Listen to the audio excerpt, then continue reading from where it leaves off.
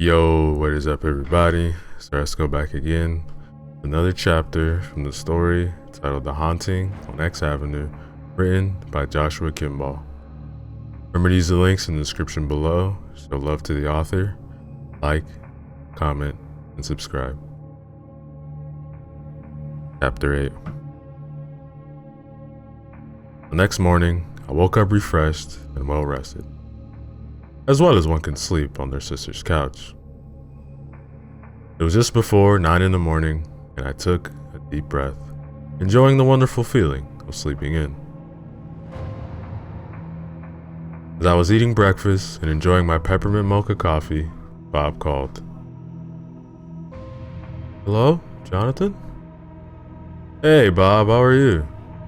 Good. Listen, I wanted to ask you if you could meet with Father McNally today. Told him about our adventures, and he has graciously offered to perform an exorcism on the house. Do you have the key?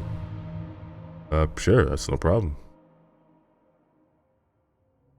Bob gave me the number, and I called Father McNally. I called Alicia and Randall, left him a voicemail as well. I arrived at the house a little before 1 o'clock, my meeting time with the priest. My phone rang, and it was Alicia. Hello? Hey, it's me, Alicia. Look, please ask the priest to hold off on the exorcism. It won't work. There are still 2 human ghosts in that house that haven't moved on. They don't mean any harm, and they will be exorcised too. Well, look, I didn't make this decision. Bob did. I'll try to talk to the priest for you. If he doesn't want to listen, there isn't much I can do. Alicia thanked me. We hung up. About 5 minutes later, a black Ford Focus rolled up to the side of the road. A man in his 50s, wearing black slacks, shoes, a sports jacket, and a priest collar, got out and smiled at me. You must be Jonathan? Yep, that's me. That's my name, don't wear it out. Is a retort that I had on the tip of my tongue. Hey, look, I have a filter when I want to use it. Just then, Pastor Randall Saturn rolled up to the house.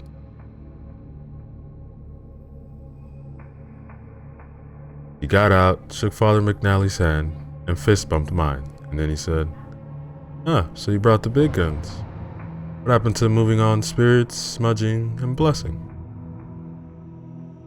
Hey, it's not my call or my house. I just happen to be delivering the key. Listen, Father McNally.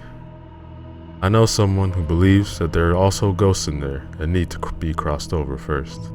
Can you do something for them before you perform the exorcism? You've been speaking with New Agers, huh? Yeah, sure, that isn't a problem. Normally the church considers all ghosts demon too. But, just in case, I can perform the last rites. But, if they want to listen, that is up to them. But I'm here to remove the demon.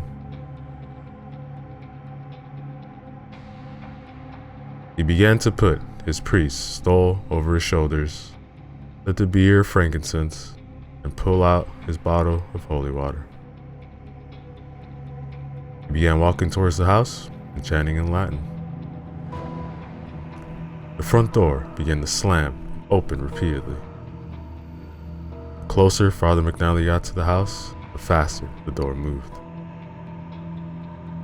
The hair on the back of my neck began to rise up. As soon as the priest made it to the top of the front patio, the slamming stopped, and the door was left partly ajar.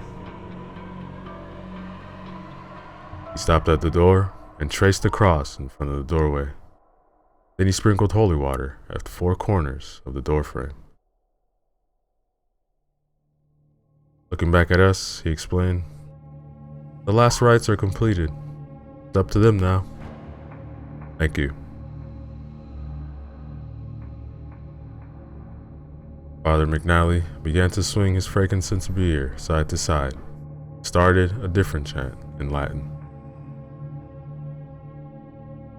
He entered the house, and I could hear the hum of his chant. It went on for several minutes, and I really hoped that this would be it. My cell phone rang, and as I checked the caller ID, I saw that it was Alicia. Hello? Jonathan, you need to get the priest out of the house, now. Exorcism isn't working. The poltergeist isn't a demon, but it is dangerous. It was born in that house, and it will defend itself. It's angry, and it's going to attack the priest. Then, I heard Father McNally scream in terror. Randall and I ran for the front door. Just as we reached the patio, the door slammed shut so loud that it cracked the frame.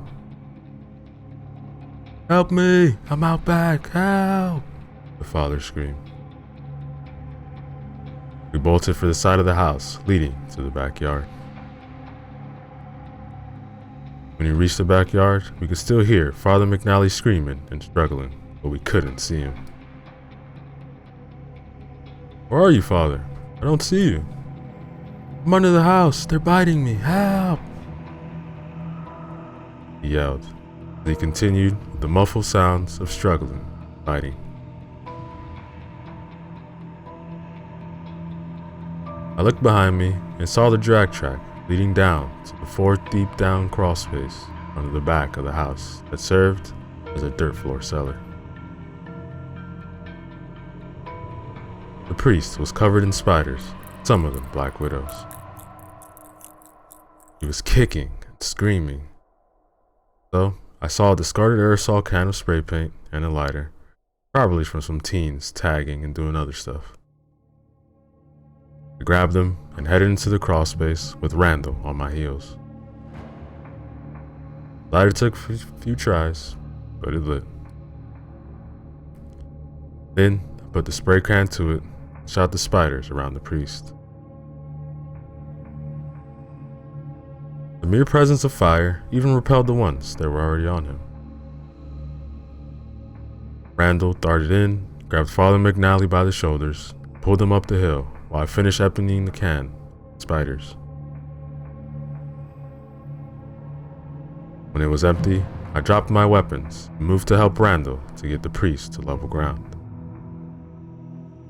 As soon as I could, I called 911 while Randall examined McNally.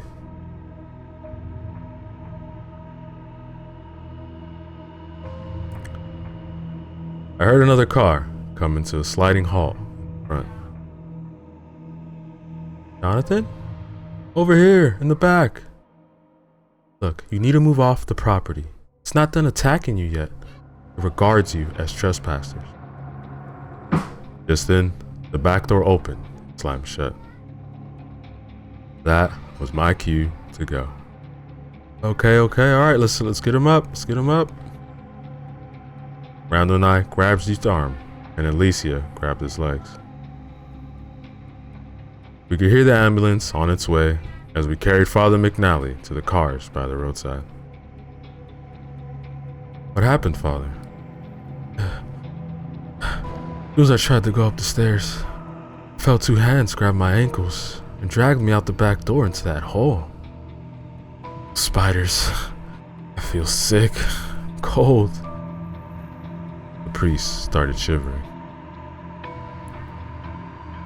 We saw Father McNally off in the ambulance and agreed to meet at Denny's.